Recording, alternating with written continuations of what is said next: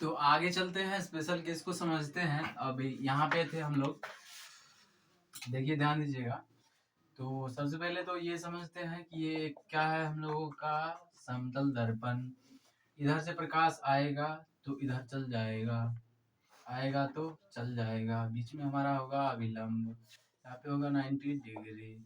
ये हो गया पहला कॉन्सेप्ट। दूसरा कॉन्सेप्ट कहता है कि ये है हमारा समतल दर्पण और इसके लंबवत डालेंगे प्रकाश तो थीटा, यहाँ पे थीटा का मान कितना हो जाएगा, आई का मान 0 डिग्री। अब जितना पे आया उतना पे जाएगा अभी, तो आर का मान भी कितना होना चाहिए, 0 डिग्री। तो आई 0 है, तो आर 0 होने के लिए इसी पे इसको जाना होगा, जिस पथ पे आया है उसी पथ पे जाना होगा। उसके बाद जैसे कि कोई भी सतह है यहाँ पे, तो गोलीय है, तो यहाँ पे जो है ना, ये जो सतह है कुछ दूरी के लिए समतल होता है, तो आप यहाँ पे डालोगे प्रकाश तो ये यहीं पे चल जाएगा। और उसके बाद जो है आप यहाँ पे है तो यहाँ पे डालिएगा, यहाँ चल जाएगा। मतलब ये जो है थोड़ा सा समतल की तरह व्यवहार करता है, ये जो गोलीय है सतह है। तो इस तरीके से परावर्तन का नियम काम करता है। तो ये जो है अक्सर जगह पे ये काम करता है। और उसके बाद चलते हैं हम लोग परावर्तन के नियम पर। इसका जो है पहला नियम क्या कहता है, पहला नियम कहता है कोण आय बराबर होना चाहिए कोण आर के। मतलब जत्ते है ये आय 30 डिग्री, तो ये आर भी कितना होना चाहिए, 30 डिग्री।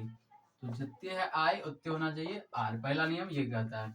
आपतन परावर्तन के नियम के अनुसार क्वेश्चन पूछेगा, परावर्तन के नियम को लिखे।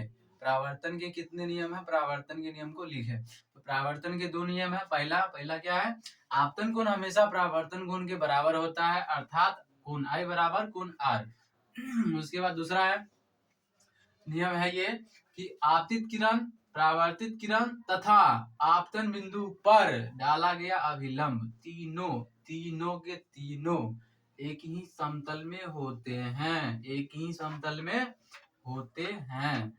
इसी समतल से इसको मापेंगे, इसी समतल से इसको मापेंगे, इसी समतल से इसको मापते हैं। तो ये है नियम, इसका दूसरा नियम। तो आई होप कि आपको ये सभी बातें समझ में आई होंगी।